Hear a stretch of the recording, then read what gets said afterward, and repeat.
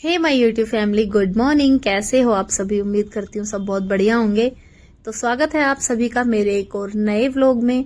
आज है 3 जनवरी और 3 जनवरी से मुझे याद आया सबसे पहले आप सभी को हैप्पी न्यू ईयर। जी हाँ, ये 2024 आपके लिए बहुत सारी खुशियां लेकर आए, बहुत सारी अपॉर्चुनिटीज लेकर आए और आप पूरी 2024 में हंसते रहें, खिलखिलाते रहें और अपने सारे ड्रीम्स आप 2024 में पूरे कर लें। तो आज मैंने सोचा चलो एक व्लॉग बना लिया जाए, क्योंकि बहुत दिनों से कोई व्लॉग नहीं आ रहा था। तो चलिए फिर आज के व्लॉग की शुरुआत करते हैं।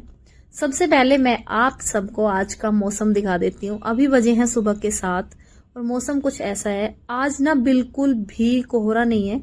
ये जो नीचे गाड़ी आप देख रहे हैं ना, ये एक हमारे साथ वाले हैं जो कि पोस्टिंग जा रहे हैं, उनका सामान जा रहा है। तो जी, दिन की शुरुआत आज मैंने की एक कड़क सी चाय के साथ। जी हाँ, सुबह सुबह एक कड़क सी चाय मिल जाए फिर उससे अच्छा तो कुछ होता ही नहीं है। और ये फिर मैंने साथ ही साथ अपने बच्चों का दूध रेडी कर लिया। चारों बच्चों का दूध मैंने रेडी कर लिया है। 4 बच्चे। आप सोचेंगे 4 बच्चे, कैप्शन में तो 3 ही लिखा है, लेकिन एक जो बेटा है वो मेरी बहन का आया हुआ है। एक ये मेरी बेटी है, 2 मेरे ये ट्विंस बेबी हैं और एक जो बच्चा है वो मेरी बहन का आ रखा है, क्योंकि अभी बच्चों की छुट्टियां हो रखी है ना सर्दियों की, इसलिए। तो इन बच्चों को यहाँ से दूध देने के बाद मैं चली जाती हूँ अपनी चाय पीने वापस। तो मेरे जो ट्विन बेबीज हैं वो उठ जाते हैं 6 बजे। तो 6 बजे उठने के बाद वो फ्रेश वगैरह होते हैं, उसके बाद उनको मैं दे देती हूँ एक बार फिर से दूध। तो 8 बजे वो अगेन सो जाते हैं। तो यहाँ पे मैं वही कर रही हूँ, इन दोनों को सुलाऊंगी, उसके बाद मैं अपने घर का रूटीन स्टार्ट करती हूँ। तो 8 बजे से जो है मेरा रेगुलर काम स्टार्ट होता है। अभी तक मैंने चाय पी ली है, बच्चों को दूध पिला दिया है और अभी इनको सोने के बाद मैं दोबारा से अपना काम स्टार्ट कर दूंगी। तो मेरे जो ट्विन बेबीज हैं वो उठ जाते हैं 6 बजे। तो 6 बजे उठने के बाद वो फ्रेश वगैरह होते हैं, उसके बाद उनको मैं दे देती हूँ एक बार फिर से दूध। तो 8 बजे वो अगेन सो जाते हैं।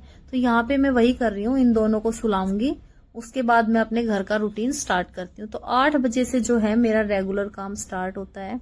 अभी तक मैंने चाय पी ली है, बच्चों को दूध पिला दिया है और अभी इनको सोने के बाद मैं दोबारा से अपना काम स्टार्ट कर दूंगी।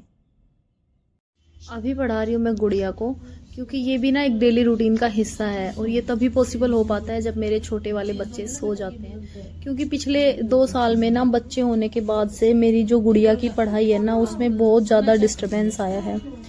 इसने बच्चों को पालने में बहुत मदद की है मेरी। अगर मैं कहूँ कि 100 में से 30% हेल्प इसने की होगी मेरी बच्चे पालने में। क्योंकि इसकी ना बेचारी की पढ़ाई इतनी डिस्टर्ब हो गई है कि अभी उसका बेसिक काफ़ी वीक रह गया है, तो मुझे इसे पूरा टाइम देना पड़ रहा है आजकल। सुबह शाम को इसके पापा थोड़ा पढ़ाते हैं, सुबह में मैं पढ़ाती हूँ। तो ले आएंगे हम इसको ट्रैक में, पढ़ाई में काफ़ी ठीक है ये। केवी स्कूल में जाती है, तो इनकी छुट्टियां 24 दिसंबर से स्टार्ट हो गई थी और 14 जनवरी तक इनकी छुट्टियां हैं। तो 15 को इनके जो स्कूल है वो रीओपन हो रहे हैं और 15 जनवरी को ही मेरी बेटी का बर्थडे भी है। तो जी, सुबह सुबह सबसे पहले उठते ही मैं कर देती हूँ मशीन को ऑन, सो दैट कि जब तक धूप आएगी कपड़े, मशीन चल के बंद हो जाएगी, फिर मैं कपड़े डाल दूंगी। तो अभी मैं आ गई हूँ छत पे। जो कपड़े मैंने सुबह सुबह धुल दिए थे उनको मैंने धूप में डाल दिया, मतलब डाल दिया छत पे। जब भी धूप आएगी तो ये ऑटो में सूख जाएंगे, मुझे फिर ये टेंशन नहीं रहती कि धूप आ गई है चलो कपड़े सुखा देती हूँ। तो मैं 8 या 9 बजे अपने कपड़े डाल देती हूँ। जैसे ही मेरा टाइम लगता है सबसे पहले मैं कपड़े ही डालती हूँ। तो ये जो मैंने पहना हुआ है ना, इसमें मैं इतनी मोटी लग रही हूँ। मैंने खुद वीडियो में देख के मुझे पता लगा कि मैं इसमें कितनी मोटी लग रही हूँ। ये है ना, ये वाले जो मोटे कपड़े आते हैं ना वूलन वाले, इनमें पता नहीं क्यों ऑटो में इतना मोटा दिख जाते हैं हम। तो जी, यहाँ पे कर रही हूँ मैं स्लैब की क्लीनिंग, क्योंकि जब स्लैब और किचन साफ हो जाता है ना, उसके बाद ही मतलब कुछ काम करने का मन करता है। तो रात को मैं साफ करके सोई थी, बट सुबह सुबह क्या हुआ, हस्बैंड गए थे तो मुझे उनको देना था नाश्ता। वो 7 बजे वो चले जाते हैं, क्योंकि 7:30 से ड्यूटी टाइमिंग होता है। तो फिर थोड़ी बहुत देर जाने में भी लगती है और थोड़ा 1-2 मतलब थोड़ा बहुत पहले भी निकल जाते हैं, तो टाइम से पहुंच जाते हैं। तो यहाँ पे स्लैब को क्लीन करने के बाद मैं बच्चों के लिए नाश्ता तैयार करूंगी। अभी मैंने उनको दूध दे दिया था चारों बच्चों को। 2 सो गए हैं छोटे वाले, और जो बड़े वाले हैं, एक मेरी बेटी एक बहन का बेटा, वो अभी खेलने जाएंगे ब्रेकफास्ट करने के बाद। तो मुझे ना एक बात का बहुत दुख हुआ, क्योंकि मैंने ना व्लॉग एडिट किया था 1 तारीख को, बहुत ही प्यारा सा व्लॉग एडिट किया था। लेकिन हुआ ये कि मेरे फोन में ना कुछ एरर आ गया था, और वो एरर आने के बाद में ना मेरा सारा डेटा डिलीट हो गया। मतलब 256 GB डेटा था मेरे फोन में, सारा डिलीट हो गया। और मेरे जो छोटे बच्चे हैं ना, मेरे जो ट्विन्स हैं, उनकी मैंने इतनी सारी वीडियोस इकट्ठी कर रखी थी। भगवान, मतलब मुझे इतना दुख हो रहा है ना, कल से मैं इस दुख से ना बिल्कुल बाहर नहीं आ पा रही हूँ। अभी दोबारा मैंने हिम्मत जुटाई है कि मैं व्लॉग की शुरुआत करूँ। वैसे मैंने अपने हस्बैंड को बोल दिया था कि मुझे ना एक छोटा सा फ़ोन दे दो कि मैं उसी में मतलब खुश रह लूँगी, क्योंकि मैं जितनी भी वीडियोस बनाती हूँ ना, मैं उसको ट्रांसफ़र करना भूल जाती हूँ पेन ड्राइव में, और फिर ना वो सारी डिलीट हो जाती हैं किसी भी तरीके से। तो फ़ोन टूट जाता है या तो फॉर्मेट हो जाता है, मतलब कुछ भी करके। तो ऐसा हुआ मेरे साथ, इसलिए मेरी ना न्यू ईयर की जो है वो व्लॉग नहीं आ पाया। मैं कोशिश कर रही थी कि मैं न्यू ईयर से अपने व्लॉग की डेली स्टार्टिंग करूंगी कि मैं डेली अपना एक व्लॉग लेके आऊँ आप लोग के लिए, बट ऐसा नहीं हो पाया। न्यू ईयर के दिन ही मेरे साथ पोपट हो गया।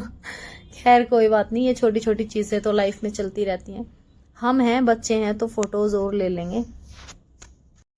तो जी अभी मेरा टाइम हो गया है झाड़ू पोछे का, क्योंकि मेरे जो बच्चे हैं वो अभी सोए हैं। 1 घंटा ही सिर्फ वो सोते हैं, तो उसी में जो भी करना होता है मुझे सब 1 घंटे में करना है। उसके बाद वो उठने के बाद मैं कुछ काम नहीं कर पाती हूँ।